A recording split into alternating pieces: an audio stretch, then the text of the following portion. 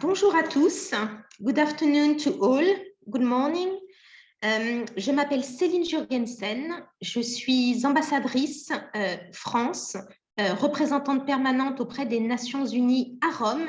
Et c'est un plaisir et un honneur pour moi d'ouvrir aujourd'hui cet événement de lancement de l'initiative pour le financement durable de la santé et de la nutrition scolaire, l'une des 5 initiatives de la Coalition mondiale pour l'alimentation scolaire. Bienvenue à tous présents en ligne. Merci d'être aussi nombreux et bienvenue à tous nos intervenants qui nous font le plaisir de partager avec nous aujourd'hui leur vision et leur expertise à ce moment clé de la mise en œuvre de l'initiative pour le financement durable. Je les présenterai plus longuement dans quelques instants. Nous nous réjouissons d'un engagement accru des pays et des partenaires de la coalition pour l'alimentation scolaire. Et c'est une nécessité aujourd'hui. Le contexte aujourd'hui est en effet plus difficile encore qu'il y a seulement quelques mois. Nous rencontrons aujourd'hui une imbrication de défis. Les difficultés rencontrées par les systèmes éducatifs exacerbés par la pandémie, la pauvreté des enfants et la malnutrition, et désormais l'aggravation de la crise alimentaire mondiale liée à la hausse des prix des produits alimentaires et de l'énergie, entraînée par l'agression russe contre l'Ukraine. Sur les 345 millions de personnes en insécurité alimentaire sévère, 160 millions, c'est-à-dire près de la moitié, ont moins de 19 ans. Cela signifie qu'au-delà des effets immédiats de la crise, nous pouvons d'ores et déjà anticiper des conséquences de long terme pour les pays et les économies du fait de la perte de capital humain. Les programmes d'alimentation scolaire sont l'une des solutions déjà mobilisées par de nombreux gouvernements pour répondre aux chocs et aux crises alimentaires, car ils constituent, avec les transferts monétaires, un instrument puissant de protection sociale. Encore faut-il, bien sûr, que ces programmes reçoivent les financements nécessaires pour fonctionner et être déployés à l'échelle. L'ambition de la Coalition pour l'alimentation scolaire est, à travers l'initiative pour le financement durable, d'aider les pays et les partenaires dans l'analyse des défis du financement durable, de l'alimentation scolaire et dans l'identification d'options pour investir dans des programmes efficaces, accessibles et inclusifs. Je me réjouis donc des échanges que nous allons avoir tous ensemble aujourd'hui. Je souhaiterais rappeler aux intervenants la nécessité de respecter les délais parce que nous avons un temps très limité aujourd'hui et beaucoup d'interventions passionnantes. Et sans plus tarder, je vous propose de visionner ensemble une intervention enregistrée de Gordon Brown, ancien Premier ministre britannique et président de la Commission mondiale pour l'éducation. Je vous remercie.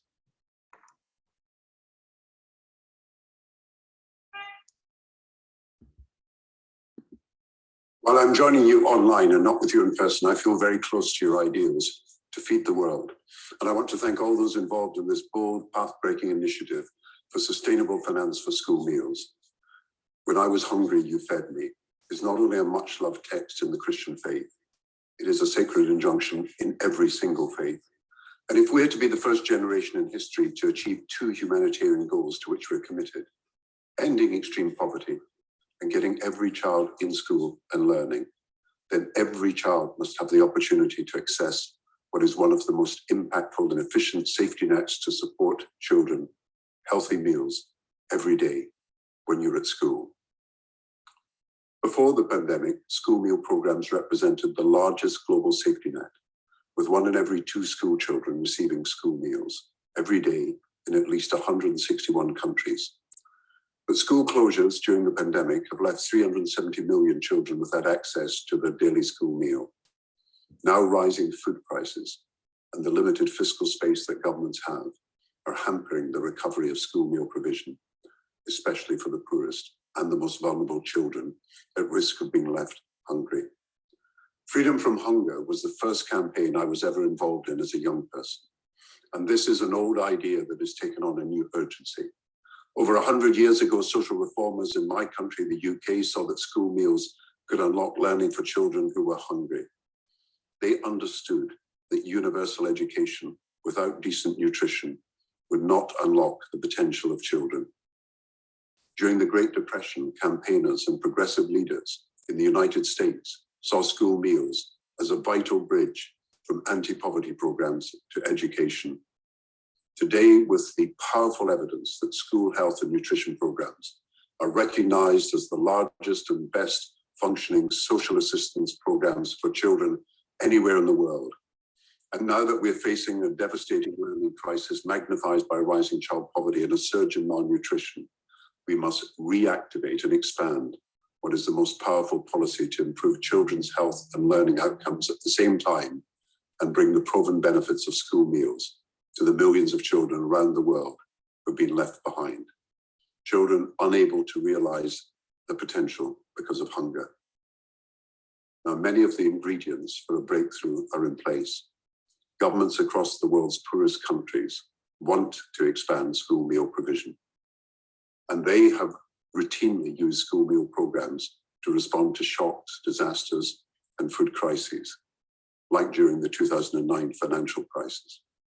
But operating in this shrinking fiscal space I've described, but backing up transfers to families, governments in the poorest countries need support, especially to reach those 73 million most vulnerable primary school children. And this must be our priority. Now, the Transforming Education Summit in September this year provides an opportunity for the international community to agree at this one summit on a global compact for investment that must include these essential programs. As part of this compact, governments would commit to invest more, but the international community would also scale up its support in return. The share of education in aid must rise to 15%, including in concessional finance from the multilateral development banks. Additional finance must also urgently be mobilized through innovative financing mechanisms such as the International Finance Facility for Education, which could raise billions for education. I now call on everyone to join the Sustainable Financing Coalition and for us all to work together to identify new ways to increase this domestic and international financing for education, including by working collaboratively across all the sectors. And so I want to applaud and I want to give support to all of you and your work. Our dream is non-negotiable, that instead of developing some of the potential of only some children in some countries, we must now develop all the potential of all children in every country. Thank you very much.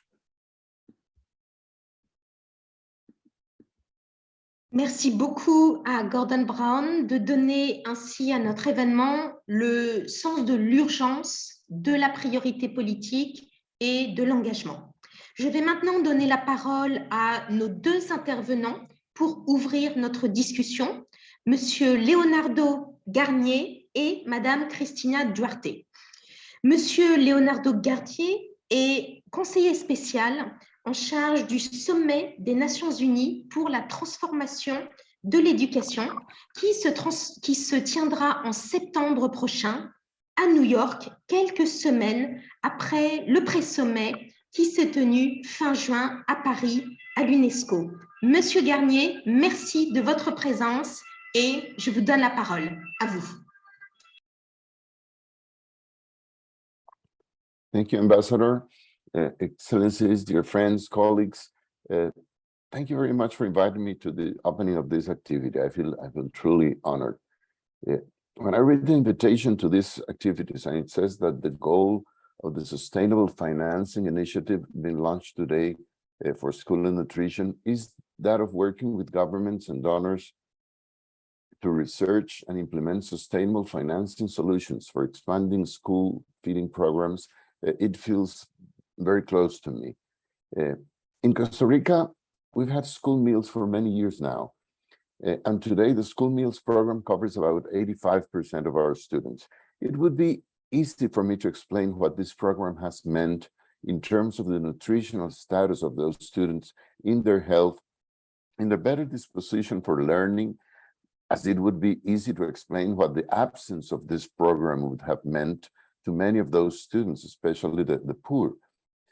Even though you could think that a successful program should be safe in the budget, there have been many occasions, especially when so-called fiscal space is said to be tight, that we've had to defend the program and to explain again and again the importance of school meals, and not only the dangers, but also the economic cost of cutting school meals in order to save some money.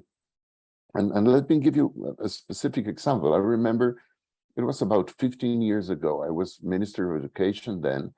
A mission from an important financial institution sent a specialist to Costa Rica to analyze the efficiency of our school meals program, or whether we were spending too much on it. She did her research, and there were two things that called her attention. One, that the program spent money not just on food for the poorest students, but for all students in those schools covered by the program, a possible sign of inefficiency. And the other thing that called her attention was something that she could not really understand. When interviewing people in the communities, students, teachers, parents, or just people from the community, the relation they had with the school meal program was, she couldn't find the real words, a relationship of love. She said people were endeared with the comedor escolar. They actually felt affection for this program. It seemed as if for her, love or affection were not easy to fit in an economic efficiency analysis. But that's precisely your problem, I said. And I tried to explain to her, as someone had explained to me before, that the comedores escolares were much more than a nutritional program. They were a truly educational program. Of course, they were essential in the most obvious sense of feeding those children that otherwise would have been hungry in class and unable to learn, or worse, would have abandoned school altogether. But there was more. At the comedor, students learned how to eat better, healthier food, and thus to lead healthier lives, and they ate together. As for the apparent waste this implied in terms of wasting money by feeding all students, you have to understand, I told her, that eating is much more than just about nutrition. Eating is a shared social activity. We eat together, we share, we belong to the same group. So having all students eating together at school, instead of dividing and stigmatizing them into those who receive the school meals, the poor, and the rest of the class, became another educational element of the program. We eat together, we are the same. And that was precisely what my friend, the economist, also an economist, could not understand. That was why this shared place, El Comedor, and the ladies that cooked and worked there were actually loved by the students and the community they served. The program was both efficient and endearing. Well, but as we economists like to say, there is no such thing as a free lunch. So yes, if we want to have school meals, and I think we should, then we also have to understand that they do have a cost. I have no doubt whatsoever that the cost of school meals is minor compared with the benefits they provide, but they do have a cost. So as part of the decision of promoting school meals, you must include that simple fact: they need proper and sustainable financing. And that is precisely why today's activity is all about, understanding these two facts: the importance and the cost of school meals, and finding the best ways to finance them. I will only add one extra argument. If someone thinks that by cutting or reducing school meals, they are saving some money and they are being fiscally responsible, they are utterly wrong. The cost of poorly fed children, the cost of stunting, the cost of decreased learning capacity, the cost of lost opportunities, and also the cost of not learning how to share a meal with your class. That cost will be much higher than what you save on those avoided meals, and the long-term impact of those losses stay with us for generations. Like education in general, school meals are one of those examples where the equitable decision is also the efficient decision. Thank you. Merci beaucoup, Monsieur Garnier, de nous rappeler l'importance d'investir dans l'alimentation et l'éducation. Et j'ai le grand plaisir, à présent, d'accueillir Madame Cristina Duarte, sous-secrétaire générale des Nations Unies, conseillère spéciale du secrétaire général des Nations Unies pour l'Afrique. Et je souhaite aussi rappeler que Madame Duarte a été ministre des Finances de son pays, le Cap-Vert, et que à cette position, elle a eu à cœur de soutenir la politique nationale de cantine scolaire. Madame Duarte, je vous donne la parole et merci à vous d'être parmi nous aujourd'hui. Thank you, Her Excellency Celine, Ambassador. Good morning to everybody. It's a pleasure. It's a pleasure to be in this event about school feeding. School feeding is definitely one of my passions. Excellencies, ladies and gentlemen, all protocols observed. It is my pleasure to be with you today at this launch of the Sustainable Financing Initiative of the Schools Meals Coalition.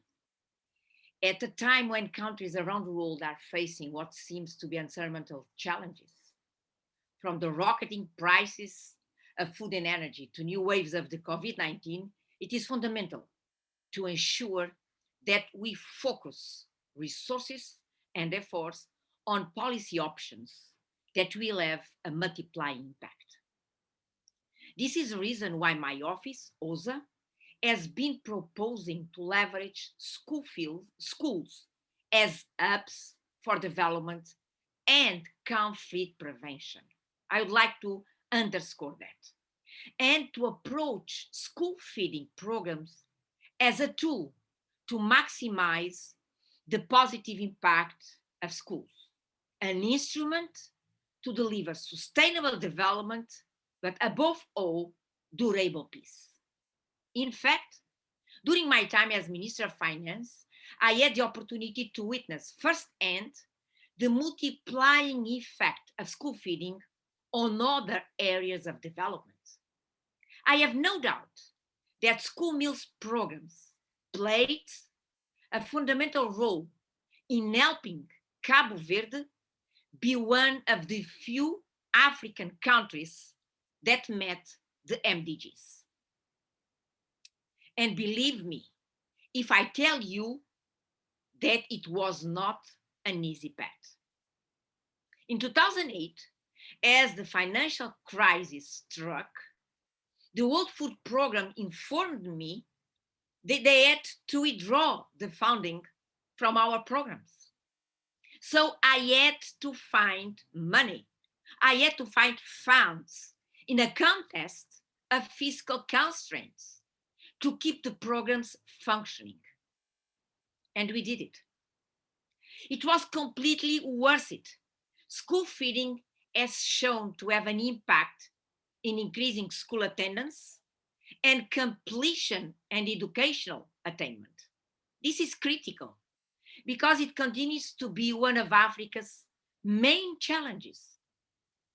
Despite the fact that African countries have reached almost 100% of enrollment in primary education, completion rates fall under 70%.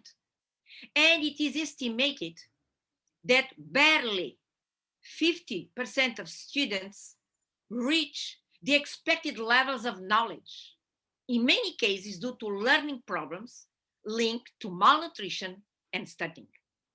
So school feeding addresses directly those issues. Furthermore, homegrown school feeding uses local supply products, which helps strengthen local agriculture and local economies, and consequently, local value chains. The key to community economic empowerment, which as we all know, the key to resilience, not to say social cohesion. Schools and concrete programs as school meals are a primary way for citizens to benefit from public services.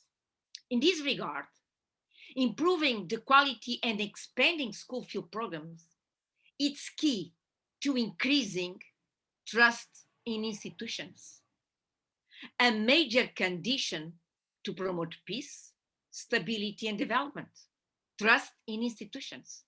At the end of the day, school feeding has the potential to generate the presence of the state, or in other words, has the potential to fight the absence of the state.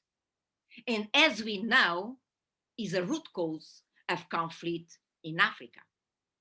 Unfortunately, the number of children who are already missing these services is far too high. Of the 663 million primary school children enrolled in school, 338 million live where the coverage of school meals is inadequate, much below 80%.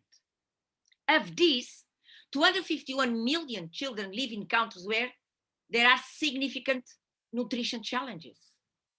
Of the 251 million children living in countries with poor nutrition, 73 million live in extreme poverty, below $190 per day on a PPP terms in 60 countries, and 84% of them live in Africa.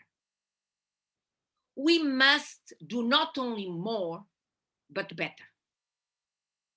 Improving the coverage, but also the efficiency of school feeding programs is a highly profitable investment with proven impacts on social and economic development, as well as political stability, above all, state legitimacy. Two important ingredients on recovering forward better. State legitimacy claims human capital center policies. What are the challenges that lay ahead for us? In a context of resource scarcity, political will is a key lever at national level to unlock national budget, for the implementation of school feeding programs, targeting most in need areas and beneficiaries, where the state is absent. And let me underscore this. Political will is indispensable. Country ownership is necessary to ensure financing sustainability for school health and nutrition programs, as heavy dependence on external finance does not allow for the necessary predictability of resources. Against this background, countries may need support to put together feasible financing strategies. That is precisely what the School Meals Coalition and this Sustainable Financing Initiative aim to provide. We hope you will join us in prioritizing school feeding programs and working together to improve the efficiency of our school meal programs for every child, everywhere. I thank you very much for the opportunity. And back to you, Céline. Merci beaucoup, Madame la sous-secrétaire générale des Nations Unies, pour ces messages forts, particulièrement importants pour l'Afrique. Vous l'avez souligné, l'alimentation scolaire, c'est bien plus qu'un repas et c'est une solution concrète qui contribuera à la paix, au développement et à la stabilité. Donc, merci beaucoup à vous et évidemment, merci beaucoup aussi au conseiller spécial du secrétaire général des Nations Unies pour le sommet sur la transformation de l'éducation qui se tiendra le 19 septembre prochain à New York. Merci à vous pour ces messages forts et volontaristes qui vont nous inspirer aujourd'hui, pendant notre événement et bien sûr au-delà. Nous passons maintenant au segment suivant de notre discussion où vous allez en apprendre davantage sur le paysage, l'environnement dans lequel s'opère l'initiative pour le financement durable, et c'est-à-dire la coalition pour l'alimentation scolaire. Et je voudrais à présent donner la parole à Madame Tanja Gren, représentante permanente de la Finlande auprès des Nations Unies à Rome. La Finlande assure avec la France la coprésidence de la coalition mondiale pour l'alimentation scolaire et je suis très heureuse de donner à présent la parole à Tanja Gren. Chère Tanja, c'est à vous.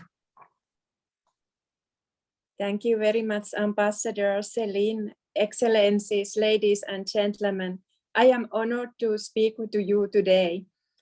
In Finland, we have a strong and long-standing experience on the benefits of school meals. Free school meals have been provided since the 1940s. Initially, school meals were introduced to address post-war poverty and malnutrition. School feeding was a transformative social innovation of its time, and Finland has now been providing free of charge school meals for over 70 years. Equal access to education and free of charge school meals have been key factors in supporting economic growth and transforming Finland into a knowledge-based society. We believe that nutritious food provided in schools is among the best investment for equity and in the economic and social welfare of the entire society. The benefits go far beyond a plate of food. Today, on each school day, all pupils and students attending pre-primary, basic, and upper secondary education in Finland are entitled to a free of charge school meal. Besides providing nutrition, the mealtime also contributes towards education by raising awareness of the importance of healthy diets and nutrition. In Finland, the responsibility for the provision of school meals is decentralized. Municipalities are in charge of the planning and organizing of statutory education, and as such, they are also responsible for school feeding. Municipalities have a vast amount of independence in arranging school feeding, but they are bound by legislation and directed by nutrition and food recommendations for different age groups. In Finland, school feeding comes under the general funding of education, and state and municipalities share the costs. Almost all compulsory education is provided by the public sector and paid by taxes.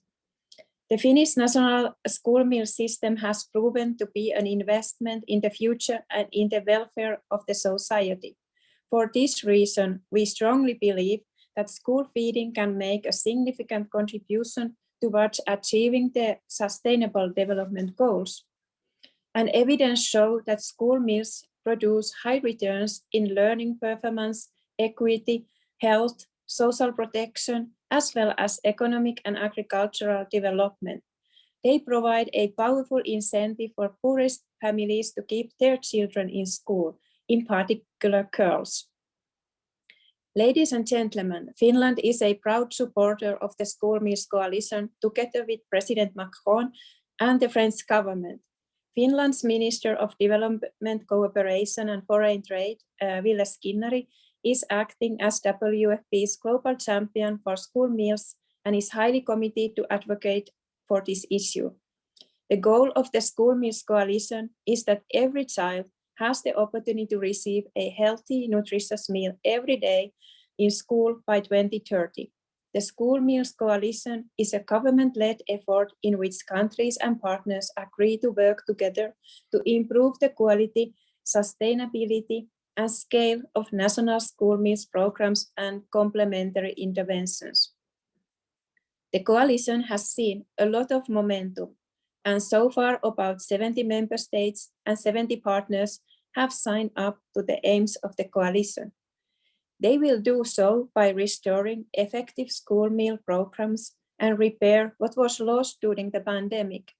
and by reaching the most vulnerable in low and lower middle income countries that were not being reached even before the pandemic, and by improving the quality and efficiency of existing school meals programs in all countries. To achieve the coalition's goals, each member government develops their own individual commitments and plans based on existing national structures to enhance their national school meals programs with the support of a network of partners. The commitments include also advocacy and political support and financial contributions. To date, 40 member states have made national commitments. Ladies and gentlemen, the School Meals Coalition will only be effective if its goals and objectives are championed at national levels. This is why governments are encouraged to work on national targets and plans to turn commitments into action, including a medium to long-term financing strategy, as funding remains a severe bottleneck to expanding school health and nutrition programs. The Sustainable Financing Initiative plays a key role in bringing actors together to tackle the challenge for more and better financing for school feeding policies and programs. And as we have seen in Finland, investing in school feeding is an investment in welfare of the whole society. Thank you very much for your attention. Thank you, and back to you, Ambassador. Merci beaucoup, chère Tania, d'avoir présenté la coalition pour l'alimentation scolaire qui a été lancée au sommet des systèmes alimentaires, et vous l'avez entendu, qui réunit aujourd'hui plus de 70 pays de tous horizons géographiques et plus de 70 partenaires qui sont unis autour de la conviction que l'alimentation scolaire est une solution transformatrice pour parvenir à la réalisation des objectifs de développement durable. Et comme l'avait souligné Madame Duarte tout à l'heure, réunis autour de la conviction qu'il faut non seulement faire plus, mais qu'il faut aussi faire mieux. Et pour cela, nous avons aussi besoin de financement. Je vais à présent donner la parole à Carmen Burbano, qui est la directrice du département des programmes d'alimentation scolaire au programme alimentaire mondial et qui va nous donner un petit peu plus de détails sur le fonctionnement de la coalition dont le PAM est l'une des chevilles ouvrières. Carmen, vous avez la parole. À vous. Thank you very much, Ambassador Jorgensen. Can you hear me? Yes? Yes. Okay. All right, great. So thank you so much. And I should say that WFP is proud to support the School Meals Coalition. And we're also very proud to be a partner with the Education Commission in the launch of this financing initiative. You've asked me to speak a little bit more about the coalition and how it works, how it has been formed, but also its principles. I should say this coalition, as you mentioned, was launched at the Food Systems Summit in September of last year. And since its inception has grown considerably, turning really into one of the major initiatives of the summit of last year, and is also playing quite an important role in the Education Summit as well.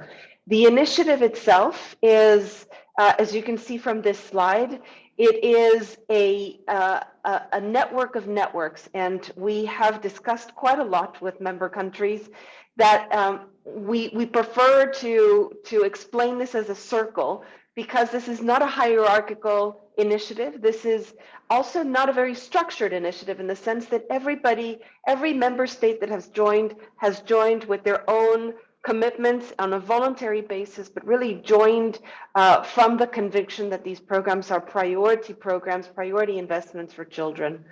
The group in the middle that you can see here, the circle in white, is the task force of the coalition.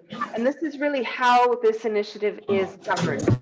The coalition has a task force of 12 countries that are the founding members of the coalition that were very much early on in the process of forming this initiative. It is chaired by Finland and France, but it is also composed of leading countries like Rwanda, Kenya, Senegal in Africa. In Latin America, we have Guatemala and Honduras. In Europe, we have Sweden, we have Iceland, and we also have Japan, the African Union, and others that have joined, but really add up to 12 countries that is kind of the decision-making body of the coalition. The outer yellow layer from this is the working group, which is called the working group, and these are the remaining 69 countries. This is the full coalition. These countries meet, also chaired by Finland and France. Both the task force group and the working group meet every 2 months to discuss the workings of the coalition and advances. The coalition itself, which is made up of member states, this yellow and white, are supported by the green group, which is the stakeholder group.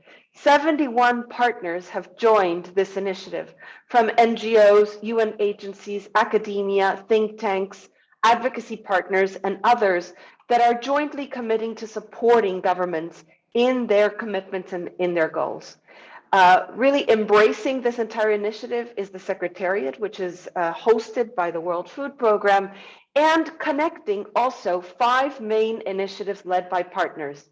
The first initiative that was launched last year is the Research Consortium hosted by the London School of Hygiene and Tropical Medicine. This is an effort to put all of the efforts of academia and research partners at the service of governments and decision makers for better evidence of what works, what doesn't work, the cost effectiveness, et cetera, of the programs. This is very much responding to what Special Envoy Garnier was saying, and also Advisor Cristina Duarte was saying. We need to do more, but we also need to do better. And the questions about what better means, how to do better, is really at the heart of what the Research Consortium is doing. This is a network of networks of academic institutions around the world, not just the global north, but also connecting to the global south, and is growing. The Sustainable Financing Initiative is the one that we are launching today. We're very excited about this. And the objectives of this initiative will be explained more in depth in this event. But just to say, this is the cornerstone of our support, particularly for low and lower middle income countries that really have an issue, as was mentioned in the keynote addresses here, to really afford these programs. How can they be sustainably financed? That is one of the major bottlenecks that was identified in conversations of last year, and this initiative is a response to that. The third one is a data and monitoring initiative. This one is hosted and led by the World Food Programme with a steering group of many different research and data partners. And this is about institutionalizing efforts to have better data, a global database, and a survey on school meals and school health and nutrition that will be hosted and managed by WFP as a global public good. This is connected to the UNESCO Institute of Statistics efforts. It's connected to WHO statistics efforts and others like OECD and other partners that are very much interested in how do we monitor and have better data that is institutionalized for the coalition and for these efforts globally. 2 more initiatives that are in the making. The peer-to-peer community of best practice is led by the government of Germany with the support of FAO and other partners like WFP and others. And this is really about governments sharing their experiences, their lessons learned in a platform that has been started to launch. We have now a new website hosted by FAO, but hopefully this initiative will continue to grow. And finally, the Communications and Partner Outreach Group. This is really about advocacy, and it is about many of the partners, including NGOs, UN agencies, and others that have been actively participating in spreading the word, positioning this issue, including in the Transforming Education Summit of this year. I want to end, Celine, by reminding everybody that the coalition came together and agreed on a set of key principles, which I believe are very important for this conversation and for others. First of all, this is a government-led initiative. This is one of the most innovative aspects of the initiative, that member states are in the lead. This is not a UN created or led initiative. This is really about governments coming together, supported by partners. So we are supporters of what governments want to do. It has a country-level focus, although it does act globally, but the center of gravity of the coalition are country-level commitments and action. And this is really about the initiatives that are being launched. How can they be connected to country-level challenges, initiatives, best practices, etc. The third big principle is it's focused on also on multi-sectoral action. Several of the speakers today mentioned that this is important for nutrition, for health, for education, for social protection, social cohesion, prevention of violence, gender equality, and many other sectors that really have benefits as they invest in this multi-sectoral platform. That means that this coalition belongs to all, but is not anchored in any of those sectors. It really contributes to all. It is focused on evidence-based action. That is the fourth principle of the coalition. This is why the research consortium is so important, but also why this initiative has been so popular from the beginning, because countries know that these programs work and they are backed by evidence. And the fifth one that I mentioned at the very beginning, this is not an initiative that is aiming to create new institutions or structures of bureaucracy. This is about connecting different networks into a joint call to action. So more or less, this is in a nutshell the coalition. Celine, we thank France and Finland for their unwavering support at the highest levels to get us to where we are today in celebrating the launch of the second initiative of the coalition. Over to you. Merci beaucoup, chère Carmen, d'avoir présenté le fonctionnement de la coalition et bien sûr, je veux confirmer que la France apporte son soutien au plus haut niveau à la coalition pour l'alimentation scolaire avec un engagement personnel du président de la République Emmanuel Macron et également des contributions politiques, financières bien sûr, mais aussi pour la recherche et en expertise, notamment pour l'initiative pour le financement durable. Carmen, vous avez présenté, vous avez souligné l'importance d'une action fondée sur la science, sur des evidence, et je souhaite à présent introduire le professeur Donald Bundy, qui anime le consortium de recherche de la coalition. Le professeur Bundy est l'un des pionniers de la recherche sur la santé et la nutrition scolaire et il va nous présenter ce que nous disent les chercheurs concernant les avantages économiques, les avantages sociaux de l'alimentation scolaire, des coûts estimés de ces politiques et des défis de leur financement durable. Professeur, vous avez la parole.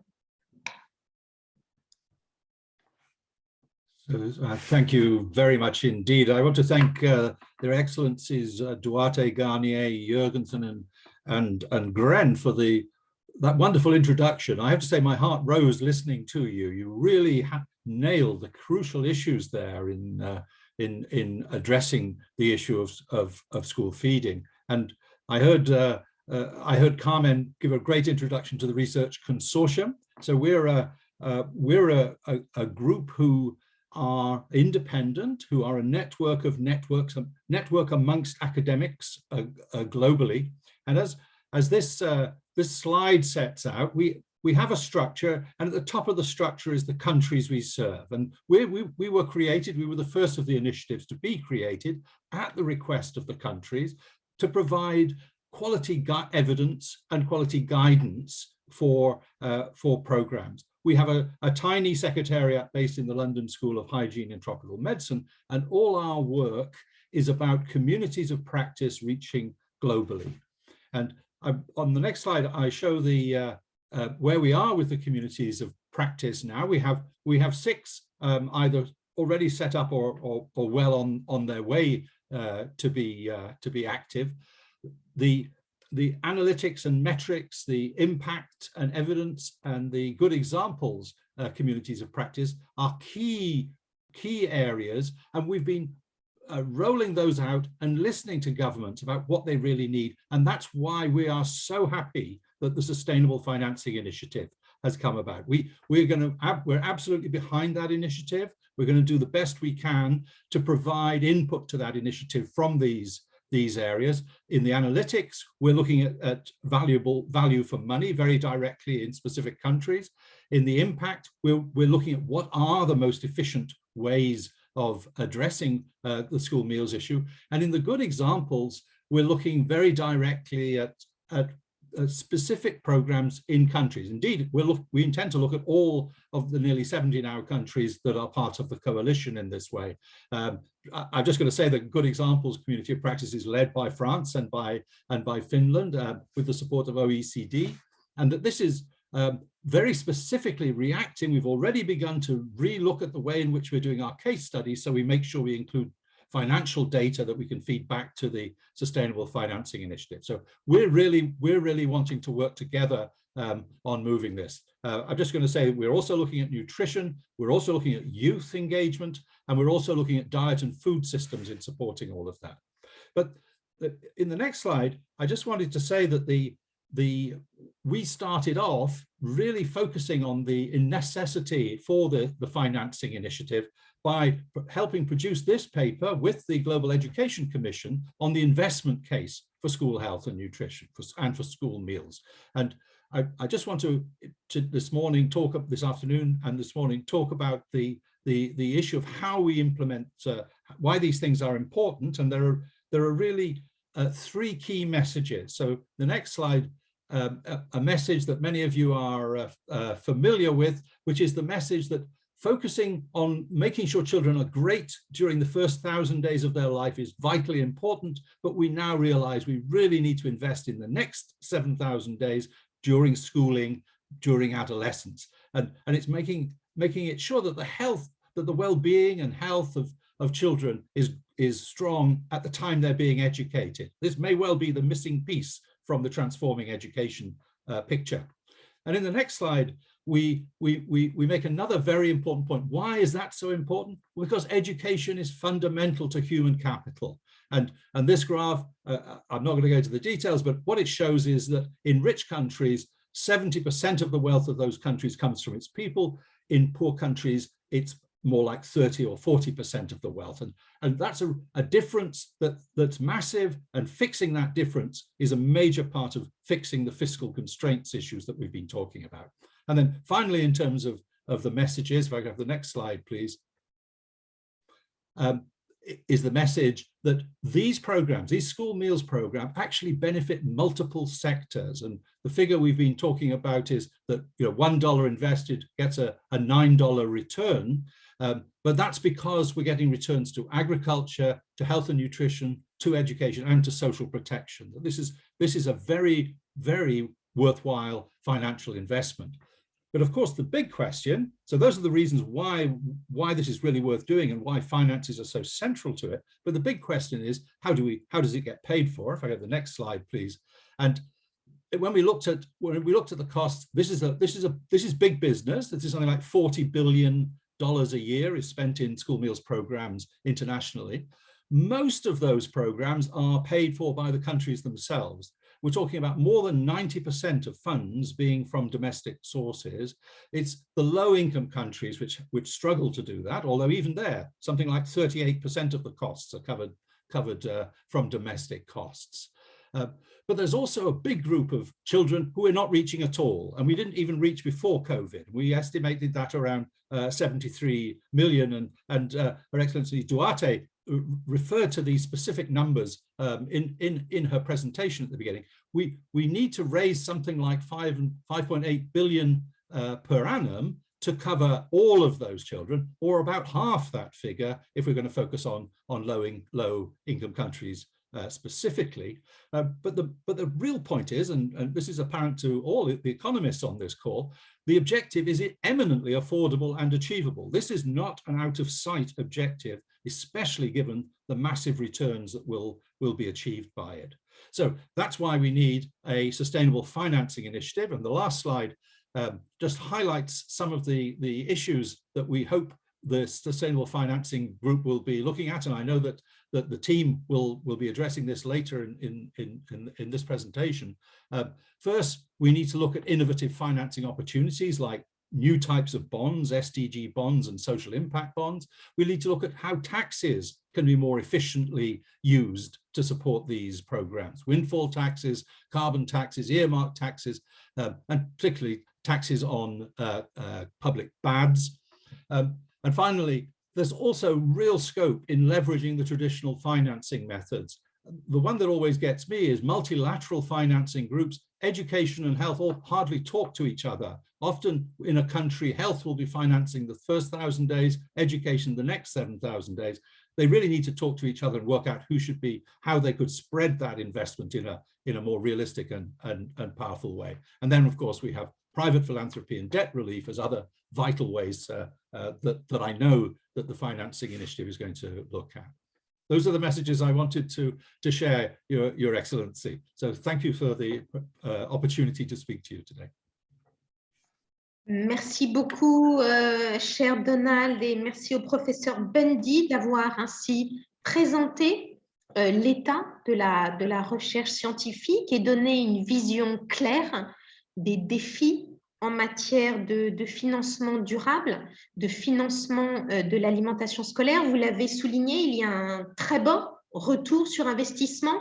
J'ai retenu $9 pour $1 investi, et puis des possibilités peut-être à mieux utiliser pour investir dans l'alimentation avec des opportunités de financement innovant ou une meilleure utilisation des financements traditionnels. Donc un grand merci à vous pour ce regard scientifique du consortium de recherche.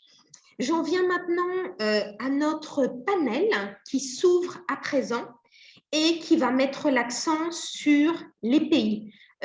Carmen Burbano et Tania Grain l'ont souligné, ce qui importe pour la coalition pour l'alimentation scolaire, c'est l'action au niveau des pays. Et nous allons justement entendre à présent les pays, les bailleurs et les partenaires pour la mise en œuvre des programmes d'alimentation scolaire. Quelles sont leurs stratégies? Quels sont leurs leviers d'action? Quels sont les défis? Et pour donner la parole au premier intervenant de ce panel, j'ai le plaisir d'accueillir son Excellence, Monsieur le ministre Gaspard Touaguira-Yezou. Vous êtes ministre d'État en charge de l'enseignement primaire et secondaire de la République du Rwanda. Et je voudrais le souligner, le Rwanda est l'un des pays les plus engagés au sein de la coalition pour l'alimentation scolaire, l'un des pays les plus engagés sur l'alimentation scolaire dans son pays, avec des engagements à titre national. Alors, Monsieur le ministre, est-ce que vous pouvez nous en dire davantage sur les ambitions de la politique de votre gouvernement en faveur de l'alimentation scolaire et les défis à relever dans les années qui viennent? Monsieur le ministre Touaguira-Yezou, la parole est à vous. Thank you very much. Thank you, Your Excellency Ambassador, permanent representative of France to the UN and the co-chair of the Global Coalition of School Meals. Your Excellency, the permanent representative of Finland to the UN and the co-chair of the Global Coalition of School Meals, distinguished participants, ladies and gentlemen. I am happy to join you in this virtual launch of the Sustainable Financing Initiative for the School, Health and Nutrition as part of the Global Coalition of School Meals initiatives, and share with you the experience of our country, the Republic of Rwanda, as you just asked. In Rwanda, we believe that providing school meals is the fundamental right to school-going children, being an integral part of providing them with quality education. In 2020, the government of Rwanda adopted the National Comprehensive School Feeding Policy to guide the national school feeding. And in 2021, after the adoption of the policy, school feeding program was scaled up to cover the entire basic education spectrum. And this is to mean from pre-primary to primary to secondary education. And the number of beneficiaries increased from 627 students to over 3.8 million students. And before 2020, school feeding program was only reserved for secondary schools. The national budget allocated to school feeding program has consistently been increasing over the years. And for instance, in this fiscal year alone, the budget allocated to school feeding increased from $33 million to $44 million for food commodities only. And it is also important to note that other activities meant to support the program, such as kitchen construction and cooking stoves, have also been allocated an enormous amount of budget from the government, as previously mentioned by also other partners, that the large percentage of school feeding funds come from national budgets. A national school feeding governance and management structure has been put in place and decentralized. And this means that from the central government to the decentralized levels, meaning in districts and schools. Of course, we are aware of the challenges in the implementation of the program, but as a country, we have a strong commitment, including but not limited to the following. We have been working to increase involvement of different stakeholders, especially parents, but also we have been working closely with development partners to ensure that they can also join these efforts to make sure that every child who goes to school gets to have a meal at school. Rwanda has also joined the School Meals Coalition in July 2021, and we remain committed to its goals and objectives. I thank you very much for your attention, and I look forward to the discussions. Thank you.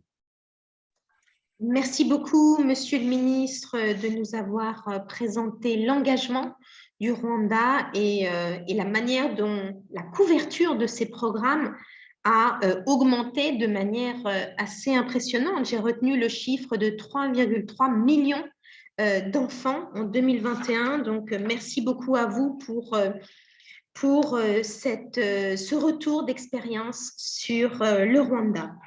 Je souhaite à présent donner la parole à un autre intervenant qui vient du Sénégal, Monsieur El Hadji Seck, qui est le directeur des cantines scolaires du ministère de l'Éducation nationale du Sénégal. Le Sénégal est lui aussi un pays qui s'est engagé au plus haut niveau, puisque c'est au niveau du président Macky Sall, en faveur de la coalition pour l'alimentation scolaire. Et le président Sall a clairement affirmé la priorité donnée à l'alimentation. Alors, monsieur le directeur, bienvenue au panel. Quelles sont les spécificités de la politique du Sénégal en matière d'alimentation scolaire? Je vous donne la parole. Merci à vous. Merci beaucoup, Madame l'ambassadrice, de m'avoir donné la parole. C'est un plaisir pour moi de prendre cette parole au nom de Monsieur le ministre de l'Éducation nationale, Mamadou Talla, empêché. Comme vous le savez, depuis son accession à la magistrature suprême, le président de la République, son Excellence M. Macky Sall, a placé le développement du capital humain au cœur de sa stratégie de développement économique et social. Et son ambition de faire de l'école le principal levier du développement économique et social se concrétise avec l'augmentation des efforts financiers dans ce secteur. En effet, la part des dépenses publiques d'éducation en pourcentage du PIB du Sénégal est passée de 6,9% en 2015 à 7,80% en 2021. Malgré ces efforts, l'atteinte de l'objectif de l'achèvement primaire universel est loin d'être une réalité, 62,3% en 2021, et le TBS reste toujours faible, 84,9%. Le système éducatif, donc, a du mal à capter tous les enfants scolarisables et peine à retenir en son sein ceux enrôlés à cause du faible niveau de prise en charge de certains déterminants, comme les cantines scolaires. Vous voyez un peu l'importance des cantines scolaires. Aujourd'hui, le nombre d'écoles et d'établissements publics ouverts en cantine scolaire est de 2368 sur 11 780 structures, soit 20% répartis comme suit. Au préscolaire, 17%, à l'élémentaire, 19,50%, au moins 25% et au secondaire, 31%. Mais ce qu'il faut retenir, c'est que les partenaires n'interviennent qu'au préscolaire et à l'élémentaire. Tous les établissements du moyen et du secondaire sont couverts par des ressources nationales. Cette couverture, malgré importante, reste majoritairement financée par des ressources extérieures mobilisées par les partenaires, ressources par nature instables. Ainsi, prenant la juste mesure des multiples bénéfices que procurent les cantines scolaires et compte tenu du caractère très vulnérable et limité des interventions en cours, le président de la République en a fait une de ses priorités en décidant de lancer un programme national de cantines scolaires d'une durée de 5 ans, ciblant prioritairement le milieu rural et les centres urbains et périurbains défavorisés, afin d'assurer de meilleures conditions d'apprentissage et de réussite scolaire à tous les enfants du Sénégal. À cet effet, un budget de 1,388 milliard de francs CFA est voté cette année pour son démarrage. Ce budget va connaître une progression durant les 5 prochaines années avec l'augmentation prévue du budget de l'État, mais aussi avec l'appui des collectivités territoriales, du secteur privé local et la participation des communautés. À terme, le gouvernement vise une large couverture des élèves avec la mise en place d'un programme endogène durable basé sur la production locale et financé majoritairement par des ressources internes stables et prévisibles, touchant plus de 1,4 million d'enfants, représentant 65,% des effectifs primaires. Je voudrais terminer pour manifester tout le plaisir que nous avons pour partager l'expérience du Sénégal, mais surtout l'engagement de la plus haute autorité et qui reconnaît aujourd'hui l'importance des cantines scolaires pour booster l'éducation et pour booster le développement au Sénégal. Et nous attendons de cette coalition encore davantage un appui technique pour renforcer cette stratégie, cette volonté de financer davantage les cantines scolaires. Je vous remercie. Merci beaucoup, Monsieur Seg, pour cette présentation sur la politique du Sénégal. Merci de votre témoignage qui montre la priorité politique accordée à l'alimentation scolaire, l'augmentation du budget, la nécessité également d'un appui des collectivités territoriales, du secteur privé, l'importance de l'alimentation scolaire basée sur la production locale. C'est quelque chose qui, nous le savons, est très important pour en particulier les pays en Afrique, qui sont d'ailleurs les premiers à avoir créé une journée de l'alimentation scolaire, et vraiment les partenaires africains ont été vraiment les premiers à s'engager particulièrement sur l'alimentation scolaire. Merci aussi de vos attentes à l'égard de la coalition et de ce partage d'expérience qui est extrêmement utile. Et encore merci à Monsieur le ministre rwandais. Vous avez partagé avec nous les ambitions de vos pays, vos actions, vos efforts budgétaires et puis aussi les défis que vous rencontrez. Je souhaiterais à présent donner la parole à des bailleurs. Monsieur Jawara Gaye, vous êtes Lead Global Education Specialist à la Banque islamique de développement. Est-ce que vous pouvez nous expliquer en quelques mots la stratégie de la Banque islamique de développement en matière de capital humain et comment cette stratégie prend en compte la dimension multisectorielle de l'alimentation scolaire? Monsieur Gaye, la parole est à vous. Thank you, Ambassador. Excellencies, ladies and gentlemen. It gives me great pleasure to participate in this virtual launch of the Sustainable Financing Initiative, which comes at the heels of the unprecedented disruption in learning and its impact on financing of education. Human capital is the most important resource of a nation. The ISDB education sector policy, which is anchored on the theme of learning for human development and strives to support member countries nurture and enhance the fundamentals of human development, has been further and reinforced by the ISDB Strategy Alignment 2023 to 2025, which focuses on promoting comprehensive human development and sustainable infrastructure and spans across education, health, and capacity development. Health and education are deeply anchored in ISDB mission with a focus on the priority areas such as health system strengthening and resilience and quality education. Since its inception, ISDB Group has approved a total financing of over $10.8 billion in health and education sectors. A number of multi-sectoral flagship programs have been successfully implemented, including Fight Against Avoidable Blindness, Polio Eradication, Out-of-School Children Program, the Vocational Literacy and Poverty Reduction Program, and the Regional Rice Value Chain, to name a few. Actually, education is at the heart of all development and hence is essential to most, if not all, SDGs, and in particular, it is critical for ending all forms of poverty, ending hunger and improving nutrition, and ensuring healthy lives and promoting well-being. To this end, the ISDB commits to a sustainable and integrated approach to investments in human development as a means of reducing inequalities and improving the quality of life for present and future generations.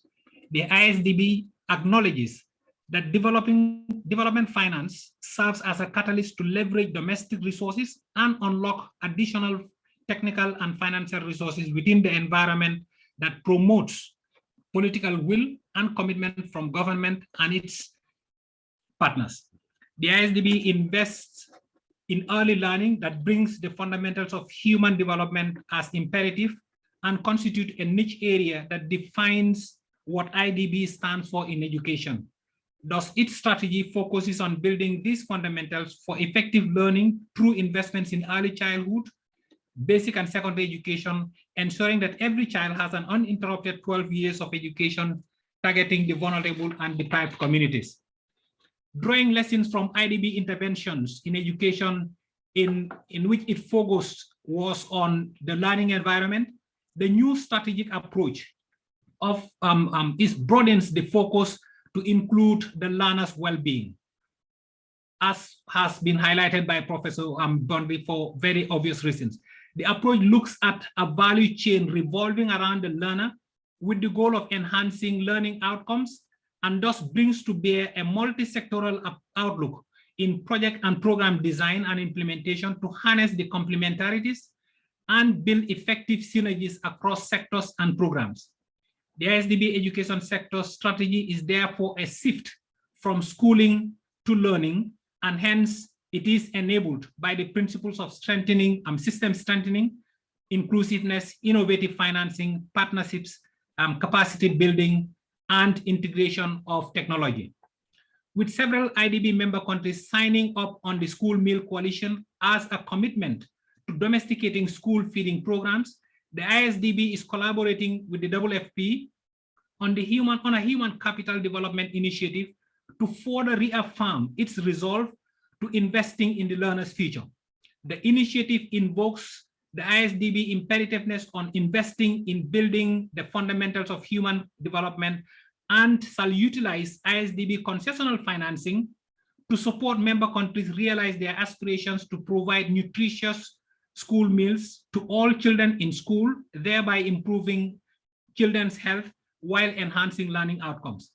The initiative with WFP will be piloted through a school feeding project in Benin, and lessons drawn from the implementation will inform a program development for a long-term funding commitment by the bank and form a basis to mobilize additional funding from like-minded development partners.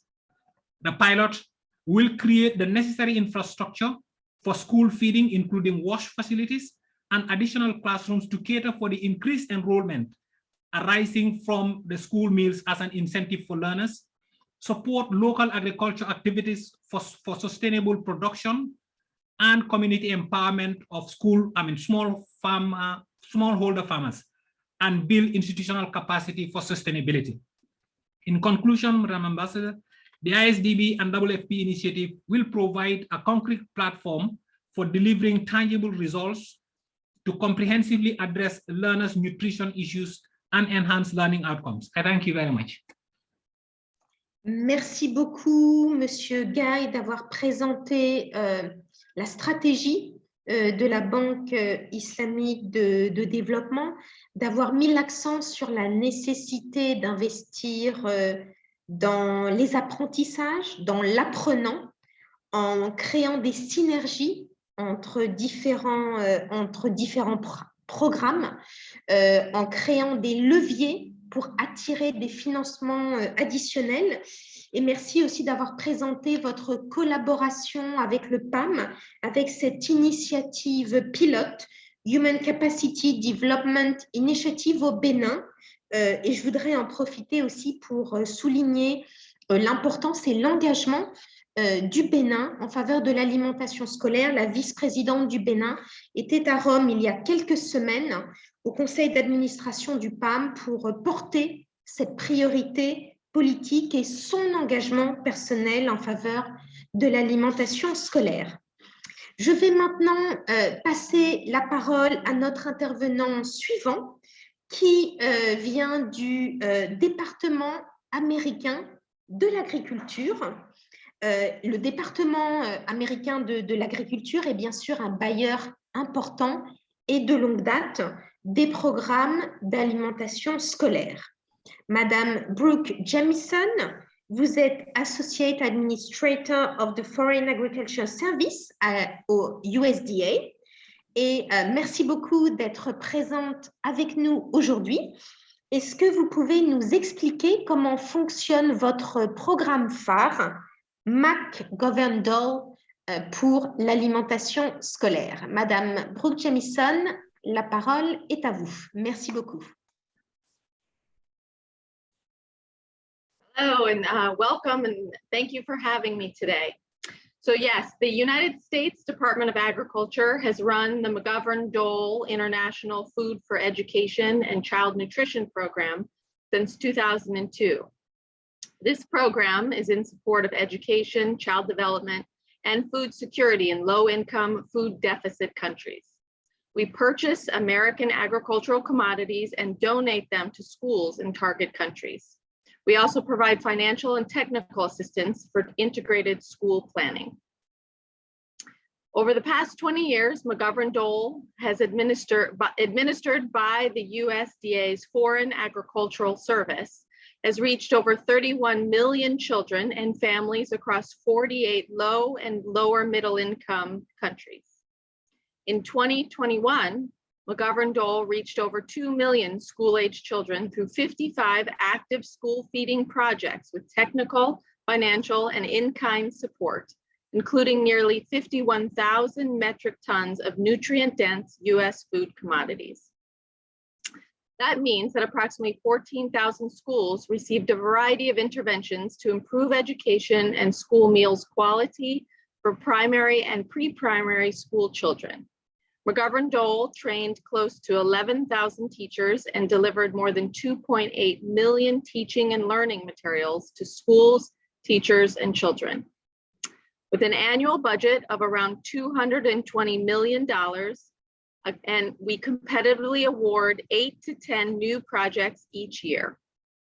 USDA, through Mcgovern Dole, is proud to be the largest international school feeding donor, with each project being funded for 4 to 5 years and a strategy of often supporting multiple consecutive project cycles that build upon successes over many years. Mcgovern Dole can propose a successful funding model that supports integrated school meal programs where the benefits will be sustained after Mcgovern Dole support ends.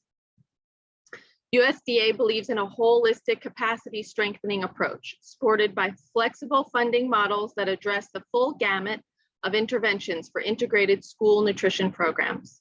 Mcgovern Dole funds allow multi-sectorial projects that address a full array of activities in support of education, including instruction, school meals, nutrition education, agricultural support for local and regional procurement, infrastructure improvements, community outreach, institutional strengthening, and more. Mcgovern Dole also invests in communities and farmers, which is vital to school feeding program sustainability. In 2018, the Mcgovern-Dole authorizing legislation was amended to allow for up to 10% of annual Mcgovern-Dole funds to go towards the local and regional commodities procurement, often supporting gradual transition to a homegrown school feeding approach. Further, complementary community outreach and capacity strengthening activities support parent-teacher association development and viable community supply chains. Communities also benefit from nutrition and health education and basic services. Helping countries transition to national ownership and sustainable national financing is an important part of this process. Even before determining which countries to work in, USDA analyzes national level commitment and continues to reassess this commitment and provide technical support for budgetary policy and management throughout the project cycles.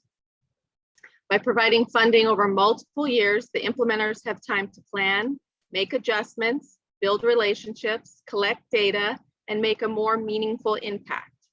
Mcgovern-Dole allows projects of up to 5 years of duration with the possibility of follow-on funding to continue to work towards sustainability, self-reliance, and an eventual graduation to nationally owned integrated school nutrition programs.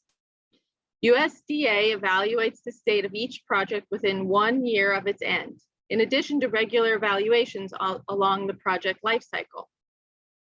USDA also assesses national and subnational buy-in and commitment. Based on these analyses, Mcgovern-Dole often determines follow-on funding is still necessary. It's common for Mcgovern-Dole to support school feeding programs from multiple funding cycles before graduation to full national ownership is possible. Renewed funding is contiguous and seamless, with project awards overlapping by year to avoid disruption. Our most recent success story is in Laos. Since 2019, school meal activities occurred in over 1,400 schools that have now been successfully transitioned to the Government of Laos National School Meals Program. In Laos, USDA Mcgovern-Dole provided over $172 million to support school meals since 2006. So USDA is pleased to be part of this new initiative and supports the call to action, encouraging other governments and stakeholders to come together in the spirit of sharing lessons and providing mutual support. So thank you for having me here today, and I'm happy to chat further if anyone would like to afterwards. Merci beaucoup, Brooke, pour cette présentation et avoir rappelé l'importance du programme Mcgovern-Dole qui fête ses 20 ans, donc Happy Birthday au programme.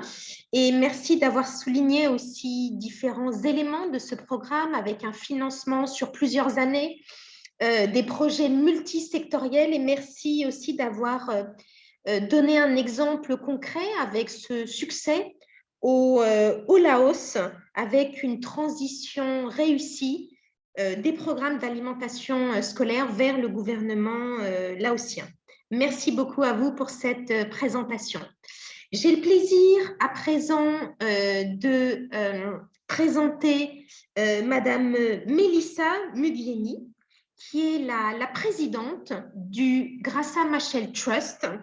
Le Graça Machel Trust, vous le savez, c'est une organisation qui travaille essentiellement sur tout le continent africain pour susciter des changements positifs en matière de droits des femmes, droits des enfants, de gouvernance et de leadership.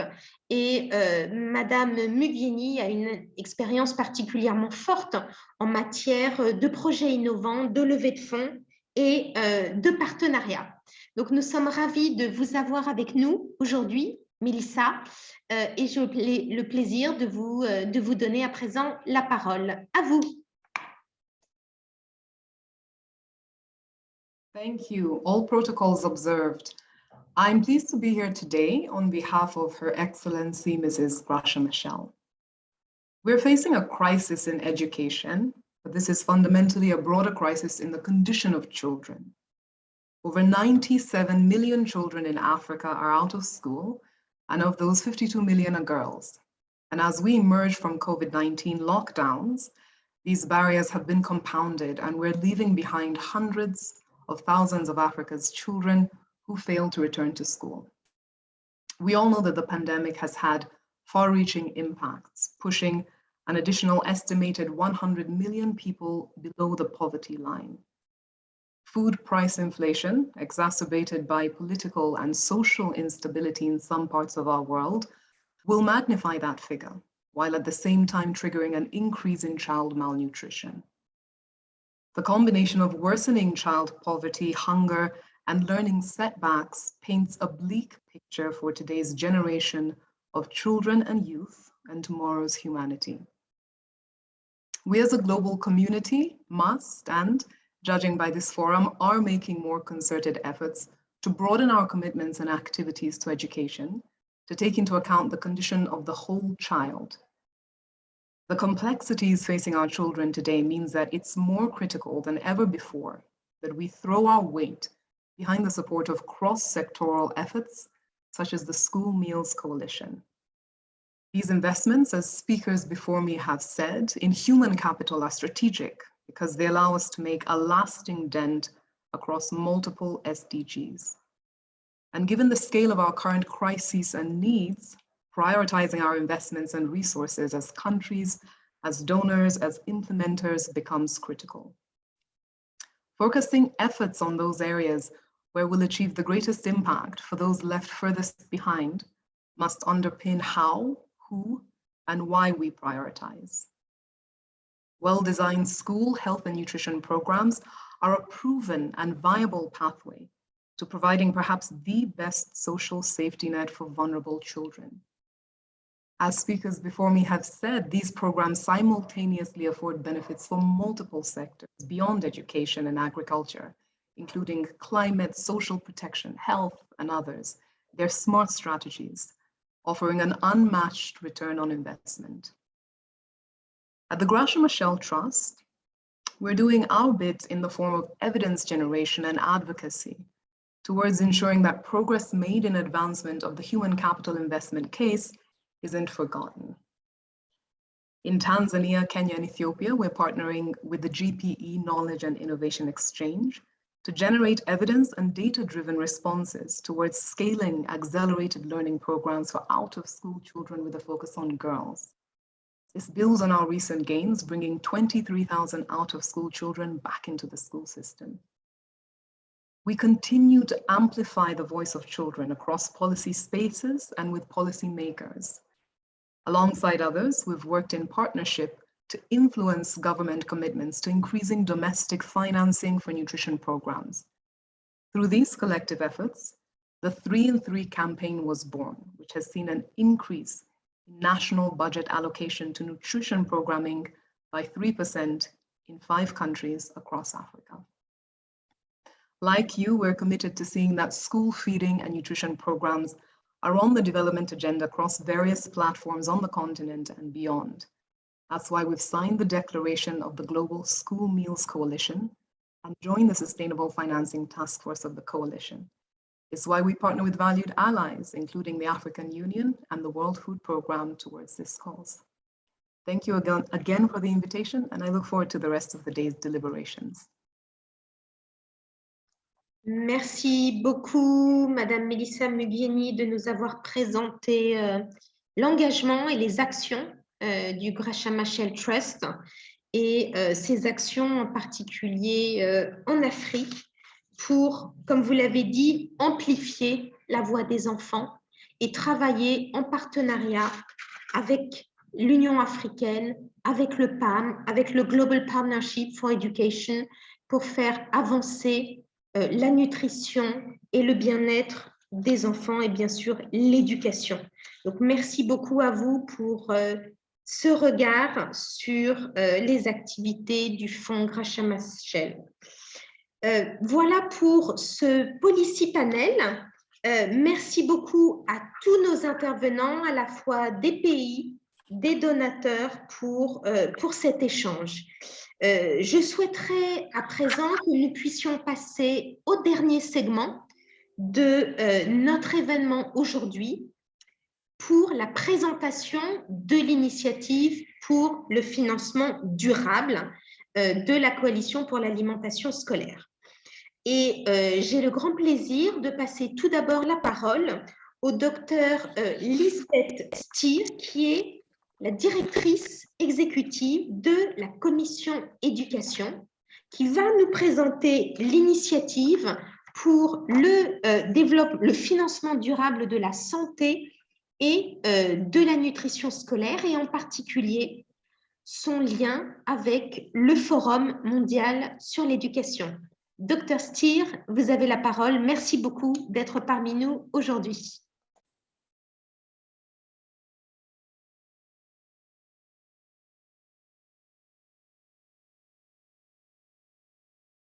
Well. Yes, please. Okay. Thank you so much. I am working from my mobile phone. There are still connectivity issues even after many months doing things online. But I'm so pleased to be here with everyone. And as others have said, this is a really inspiring gathering. I think what came out of the Food Summit with this initiative is really unique.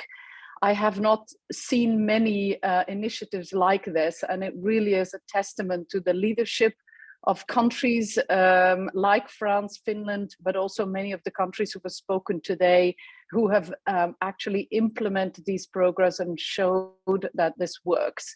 Also, of course, thank you to the leadership of WFP and all of this.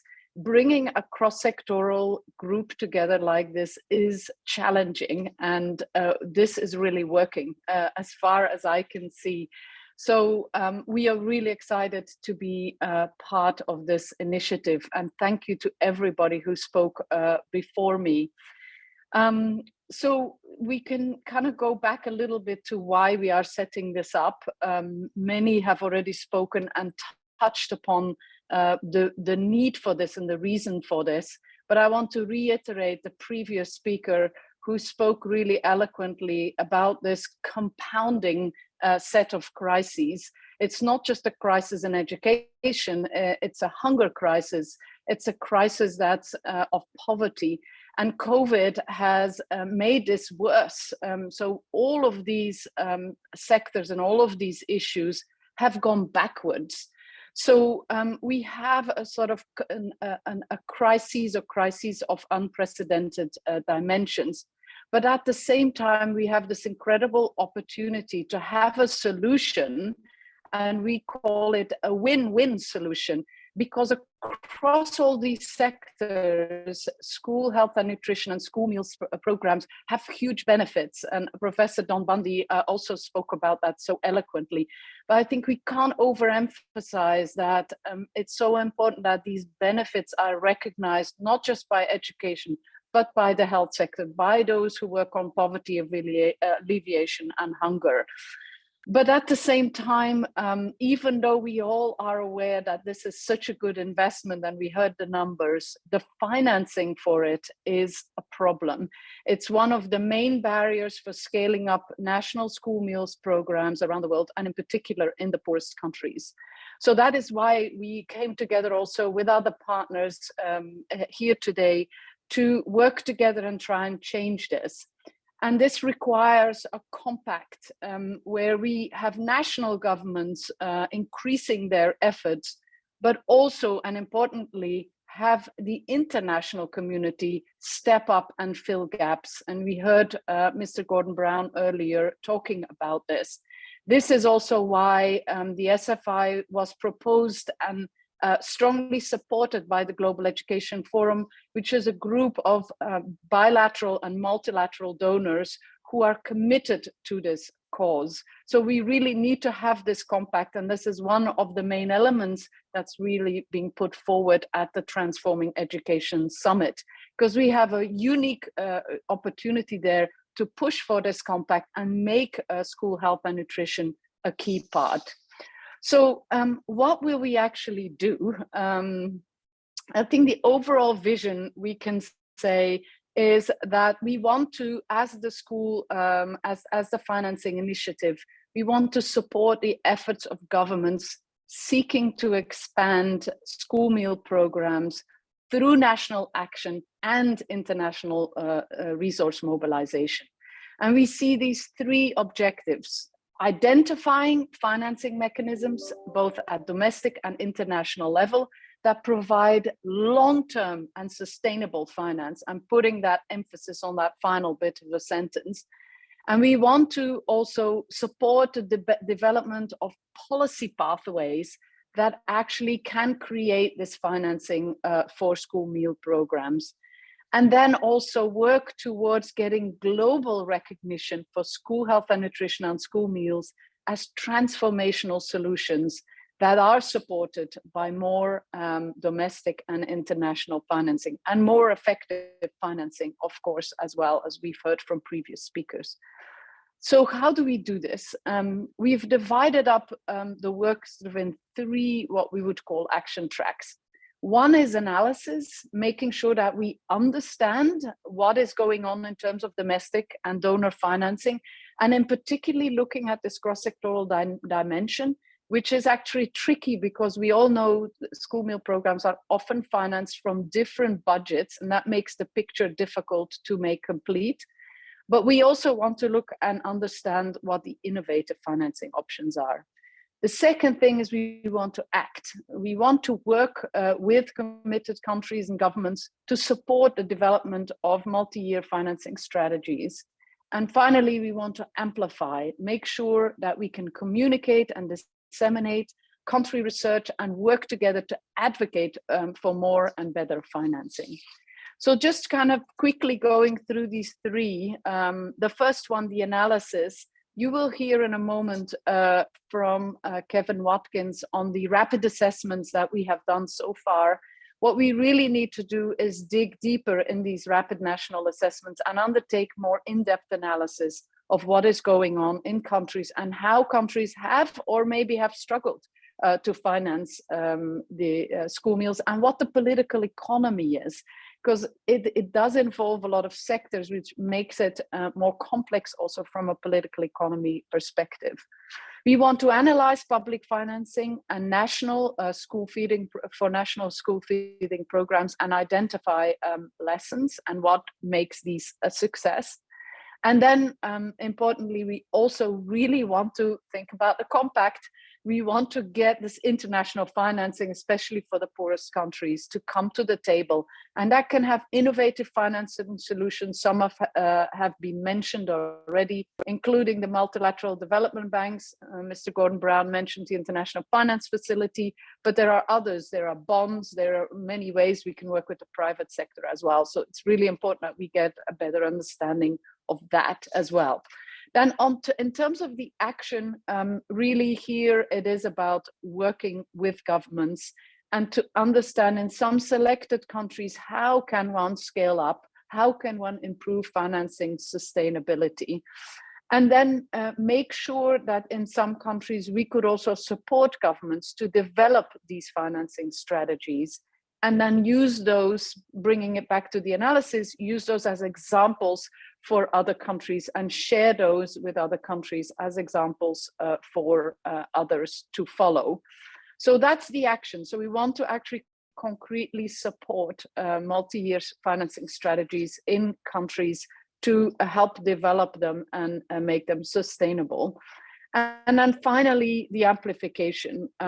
We can't underscore the importance of amplification and of making sure that we advocate for this issue, not as a competing issue, but as an issue that is a win-win solution for many. And we're not always very good at that. We need to position this issue much more centrally in financing discussions at the national level, at the global level. We need to really be part of these cross-sectoral discussions. We heard earlier about the sort of connection to agriculture, homegrown school feeding, to the nutrition agenda. We need to continually make the case, both at the national but also at a global level, so that people see the value of investing in this important issue. And obviously, with the help of everybody and WFP and all the partners here, communicating and disseminating the research and the information that we are collecting through the initiative. So how will it work precisely? We are, on the next slide, is a very brief kind of overview of roles. This is an emerging initiative. Yes, the Education Commission is at the moment taking some leadership role, but we are a small team and we all need you. We need the coalition, which is why this is such a wonderful initiative. We feel supported by you. We want to support you. A steering committee will be put in place that will provide strategic guidance to the initiative. And we also want to make absolutely sure that this initiative links in with all the other things that we've been talking about, the research, the monitoring, the peer-to-peer learning. So really connecting all the dots is important. So how can you contribute? We're really looking forward for countries and strategic partners to work with, whether that's on the research, on the tools, or on the in-country work. So please reach out to us. And also we would like to find partners who are willing to financially support this initiative, the School Meals Coalition in general, but also the financing initiative in the coming 2 to 3 years. So thank you so much to everybody. I can't reiterate how pleased and how honored we are to be part of this. And Mr. Brown is sending his best regards and really wanted to be here, but he is extremely supportive of this initiative and thanks you all for your contributions. Thank you very much.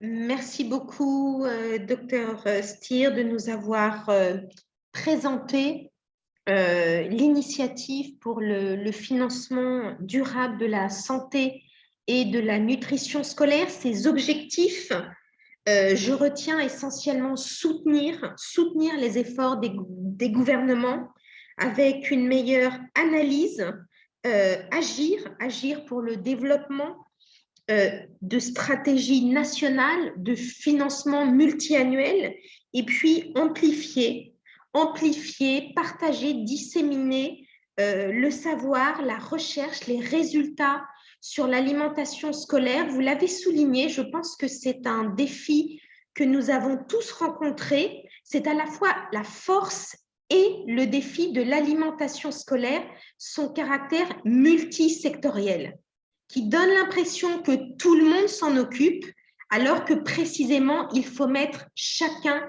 autour de la table. Il faut mutualiser ses responsabilités, ses actions et ses financements. Et merci également d'avoir rappelé l'engagement de Gordon Brown, bien sûr, que nous avons entendu au début de cet événement. Vous avez aussi souligné comment y participer.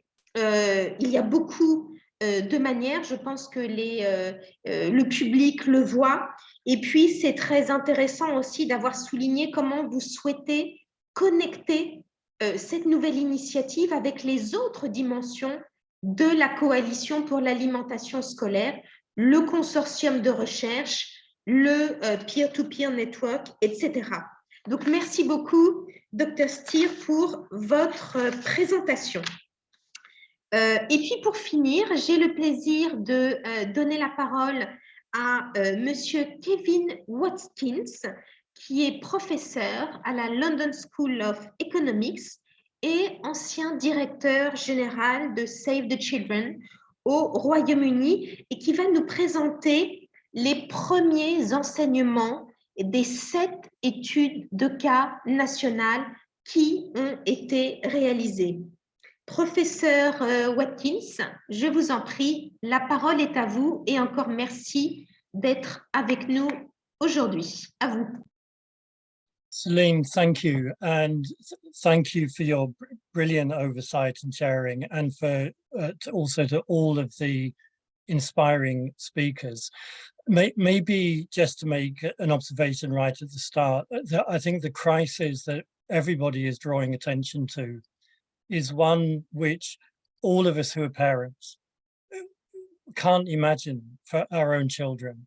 And through this initiative, we really have an opportunity to make a difference for children who are at the sharp end of this unprecedented crisis, which is really a perfect storm crisis in a sense between malnutrition, rising child poverty, and lost education. And we know from the evidence that's been provided by Don Bundy and his team that school meals can provide breakthroughs at each point in that crisis. They can make learning possible where hunger makes it impossible. They can help to lift children out of poverty. They can help keep girls out of early marriage. And so there's a real opportunity here through a bold school meals program to make a difference. What we're trying to do through the Sustainable Finance Initiative, as Lisbeth set out, is partly to develop a clearer picture of what is happening in the financing of school meals. And this slide mentions some of the areas that we're looking at: national resource mobilization, financial planning and budget allocation, who benefits from school meal investments, the equity effects of those investments, the critical role of donors and development finance, because I think it's very clear that national governments acting alone will not be able to realize the level of ambition that is needed to tackle the crisis. And the aim of the evidence that we're generating is ultimately really to make a difference for children, to make that difference through research and analysis, through engagement with policymakers, by supporting governments in countries that are trying to move things forward, and engaging with donors. I wanted to say in the next slide something very briefly about some rapid country assessments that we've done. And don't worry, I'm not going to read out the numbers on the slide, but we've initially focused on 7 countries that are at very different levels of economic development, that have quite different levels of ambition on school meals, that are in very different financial circumstances. And what we're trying to do in each of those countries, working with government and with some key respondent partners, is to really develop a clearer picture of what some of the achievements have been, but also what some of the challenges are going ahead. And if we could go to the next slide, Kat. Let me, I'm very briefly going to summarize what is emerging as the key findings from these studies. So first of all, and I think this is reflected in some of the discussion today, is the incredible strength of the commitment on the part of many governments in really fiscally constrained circumstances to extend the reach and the coverage of these programs and to improve their quality. In doing that, governments are adopting, what I would describe as a very broad vision, that they see school meals, yes, as a key driver for education recovery, but also as a source of food security, as a safety net, and as a critical nutrition and child health intervention. The coverage baselines are very different in the countries that we look at. They currently range from Bangladesh, which is around 12% in primary school, to countries like Bolivia and Guatemala, which have full universal coverage. As Mr. Garnier described for Costa Rica, there's some analogy there. But there's some marked similarities in the overall level of funding required, that the typical financing range is from around $40 to around $60. And that's fairly common across this broad group of countries. That is spending per pupil. Most governments are funding their programs out of general revenue, but some countries are using innovative mechanisms like SDG bonds in Benin, like earmarked taxes, VAT in Guatemala, a hydrocarbon tax in Bolivia.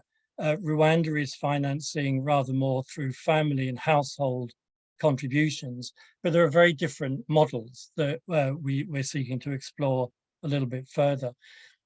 In all of these cases, there's a real effort on the part of governments to become less reliant on donors. And there are really successful examples. Our colleague from USDA cited Laos, but there are many examples from WFP pilot programs. Bangladesh is a very good one, where governments have assumed primary responsibility for funding. And that, I think, reflects a really strong commitment to national ownership. There's also a very strong commitment across all of the countries to putting the poorest first, to recognizing that in a constrained budget, it's those with greatest needs that should have the first call on resources.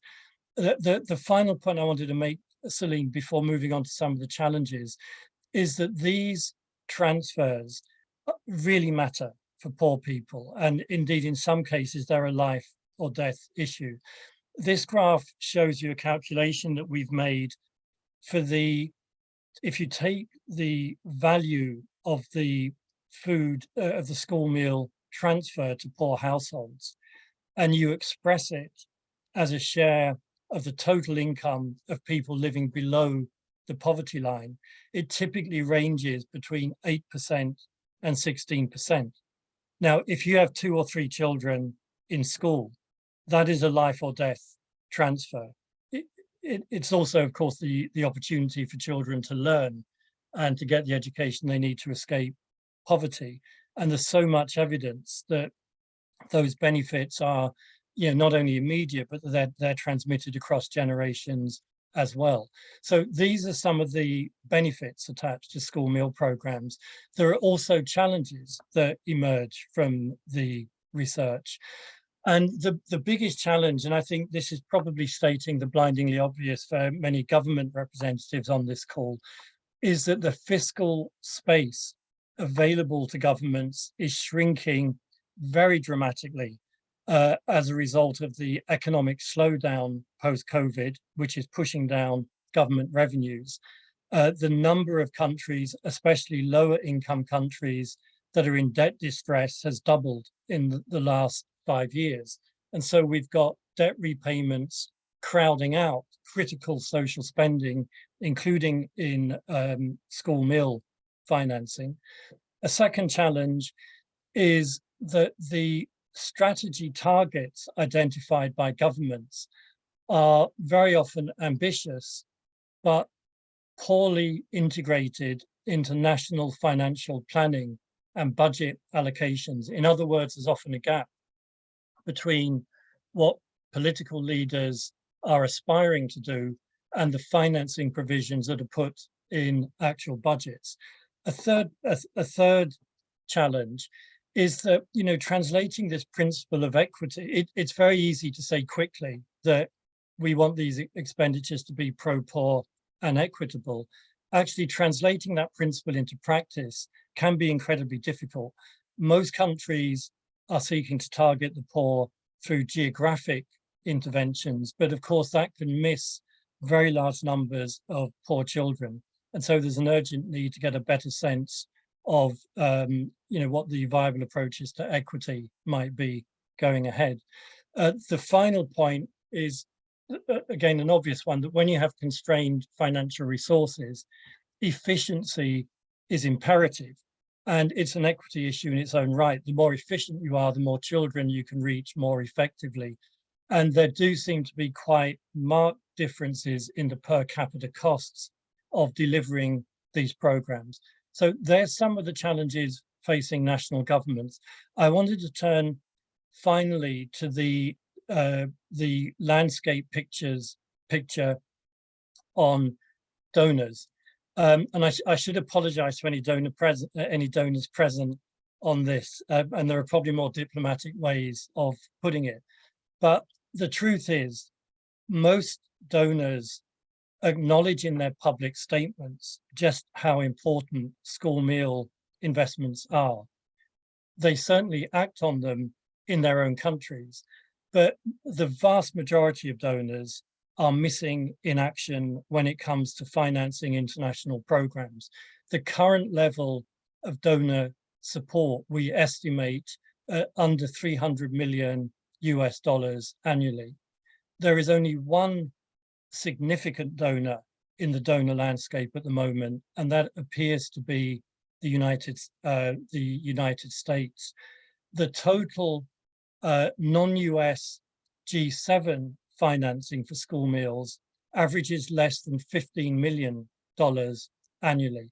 Now, I would submit to everybody on this call, if we want a collective effort to drive progress in this area, donors really have to step up to the plate.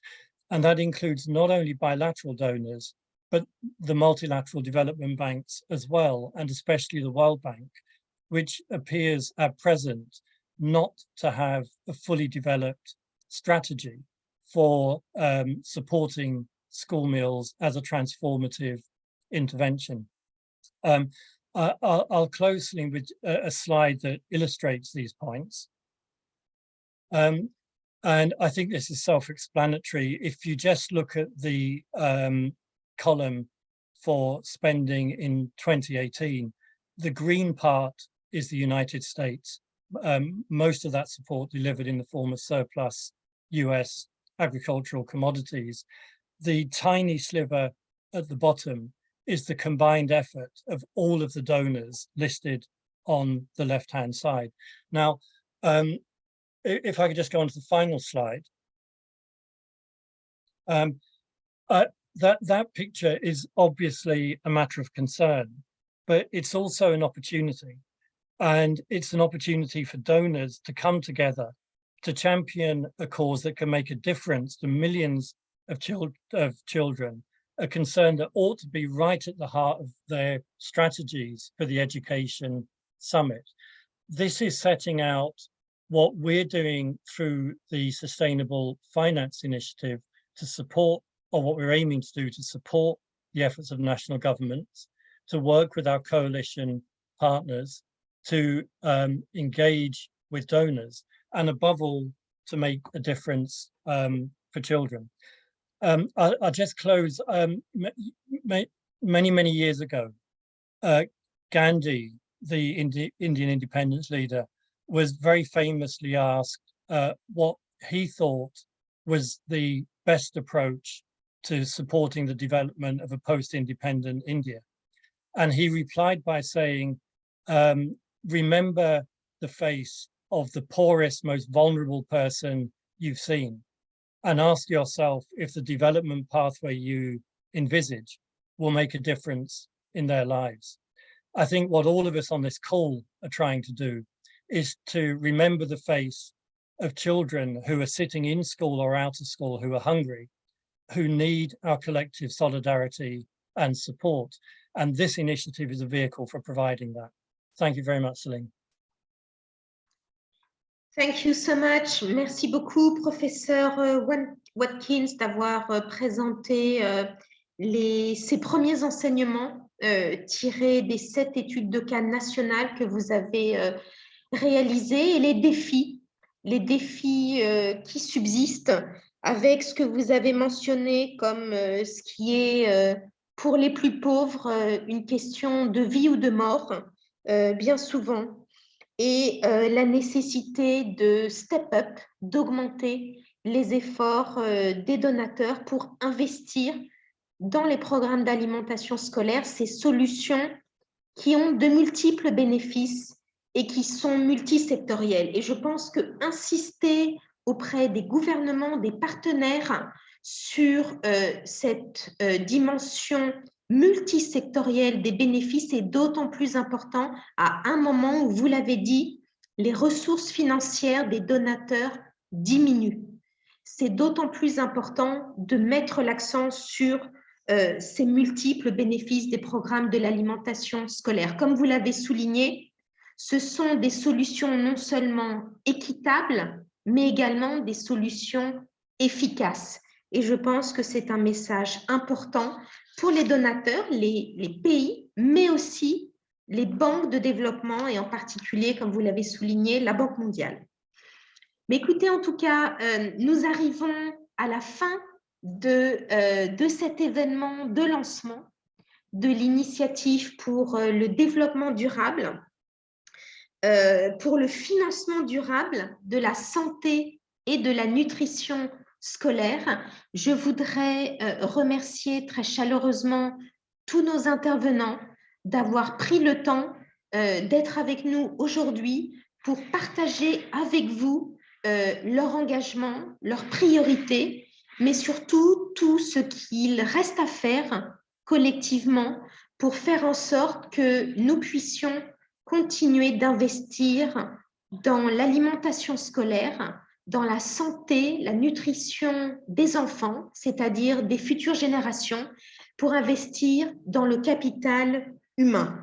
Donc, merci beaucoup. Pour tous ceux qui le peuvent, n'hésitez pas à avoir plus d'informations. Vous avez le site Internet qui est à l'écran, qui est à votre écran. Vous avez aussi l'email. Si vous souhaitez avoir plus d'informations, n'hésitez pas à consulter ces ressources, à poser des questions si vous en avez et surtout à rejoindre cette initiative pour le financement durable qui est, comme vous l'avez entendu, l'une des 5 initiatives de la Coalition mondiale pour l'alimentation scolaire.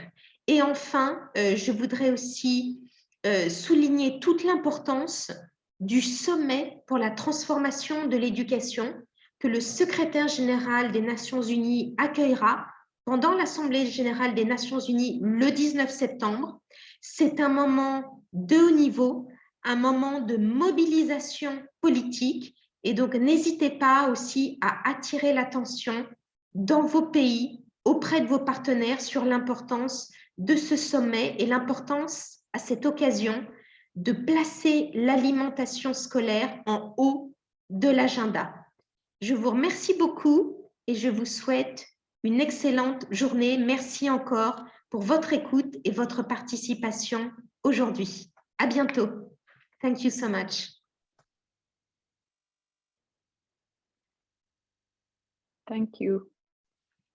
Wonderful sharing. Thank you very much. Thank you. Thank you, Celine. Thank you all. Bye-bye. Thank you all. Merci beaucoup, Véronique. Bye. Thank you, Celine. Congrats. Bye.